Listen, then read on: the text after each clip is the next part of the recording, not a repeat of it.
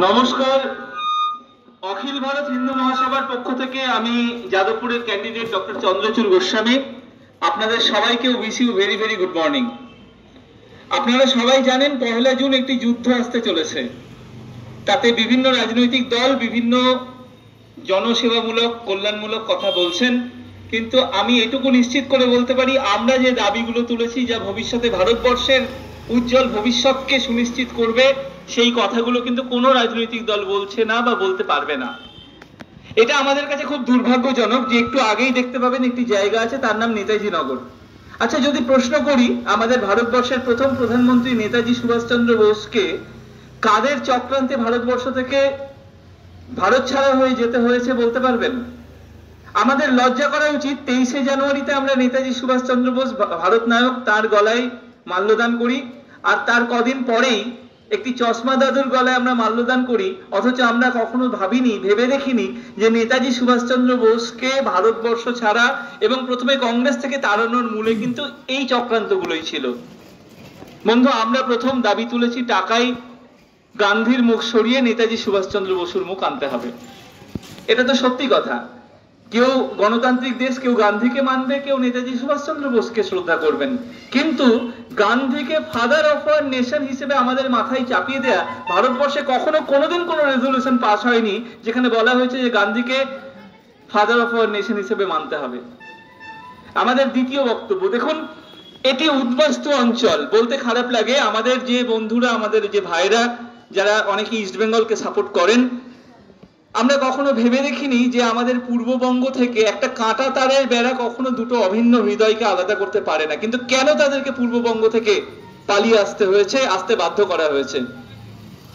স্পষ্ট করে বলছি, মতুয়া, হিন্দু, বৌদ্ধ, শিখ, জৈন অর্থাৎ সনাতনীরা যারা দেশভাগের বলি হয়েছেন, তাদের নিঃশর্ত নাগরিকত্ব। কান খুলে শুনে রাখুন মোদিবাবু, কোনো এনআরসি, কোনো সিএ কিচ্ছু আমরা বুঝি না, আমরা চাই নিঃশর্ত নাগরিকত্ব। কিন্তু যে মুসলমান এবং যে খ্রিস্টান যারা বংশ পরম্পরায় ভারতবর্ষের মাটিতে থেকেছে, আমাদের মাটিকে সমৃদ্ধ করেছে, তাদেরকে আমরা হৃদয়ে রাখি। তাদেরকে এনআরসি সিএ লাইনে দাঁড় করানো মানে ভারতের আত্মাকে বিনষ্ট করা।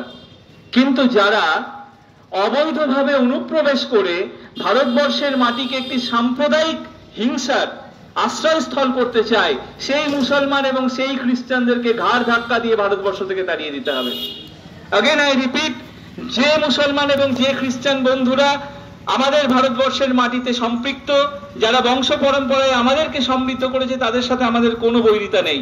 কিন্তু ভারতবর্ষের মাটি নোংরখানা নয়, এটি জিহাদের আশ্রয়স্থল নয় যে পেশি শক্তি দিয়ে এবং অর্থবলের দ্বারা প্রলুব্ধ করে, ধর্মান্তরিত করে এখানে একটি সাম্প্রদায়িক অপ্রীতিকর পরিস্থিতি তৈরি করা যাবে না। আরেকটি লাস্ট বাট নট লিস্ট, সেটা হচ্ছে এটা দুর্ভাগ্যজনক যে একটি ছোট বাচ্চা, তাকেও যখন কেজিতে অ্যাডমিশন দিতে হয়, অ্যাডমিশন টেস্ট দিতে হয়, অথচ আমাদের যারা রিপ্রেজেন্টেটিভ তারা নিজের নাম লিখতে পারবে না, তারা খবরের কাগজ পড়তে পারবে না। অর্থাৎ minimum level of education should be mandatory for every election candidates. আমরা বলছি না যে তাকে এমএ বিএ এমএসসি পাস করতে হবে, কিন্তু সে যেন টিপছাপ প্রতিনিধি না হয়, তাকে অ্যাটলিস্ট নিজের নামটা সই করতে জানতে হবে। আর যে এসসি এসটি ওবিসি বন্ধুরা বিভিন্ন সুযোগ সুবিধে পান, তাদের সাথে আমাদের কোনো সমস্যা নেই। তারা আরো যাতে সার্বিকভাবে সর্বস্তরে সুযোগ সুবিধা পান, সেটা সুনিশ্চিত করতে হবে। কিন্তু যারা জেনারেল কাস্ট, তারা তো বানের জলে ভেসে আসেনি, তারা ভারতবর্ষে জন্মগ্রহণ করে কি কোনো অপরাধ করেছে নাকি? কাজেই রিজার্ভেশনের সুবিধে সবাইকে দিতে হবে, সর্বস্তরের মানুষকে দিতে হবে। আগামী দিনে আমরা সবাই জানি, বিরোধীরা ঐক্যবদ্ধ না হতে পারলে মোদিবাবুর ফল ভারতবর্ষে ভালো হবে। পশ্চিমবঙ্গে মাননীয় মুখ্যমন্ত্রীর প্রতি যদি সবার আস্থা শ্রদ্ধা থাকে, তাহলে নিশ্চয় ওনার ফল খুব ভালো হবে। অন্য রাজনৈতিক দলগুলোকেও আমি শুভেচ্ছা জানাচ্ছি। কিন্তু আগামী দিনে যাদবপুরের মাটি ঠিক করে দেবে যে ভারতবর্ষের উজ্জ্বল ভবিষ্যৎ তার কোন দিশার দিকে এগোবে। সেই পথ সুনিশ্চিত করার জন্য আমি আপনাদের ঘরের সন্তান ডক্টর চন্দ্রচূড় গোস্বামী, আমি হাত জোর করে আপনাদের প্রত্যেকের দরজায় দরজায় যাচ্ছি। আগামী দিনে ভোটটি অবশ্যই আপনারা আমাকে দিন।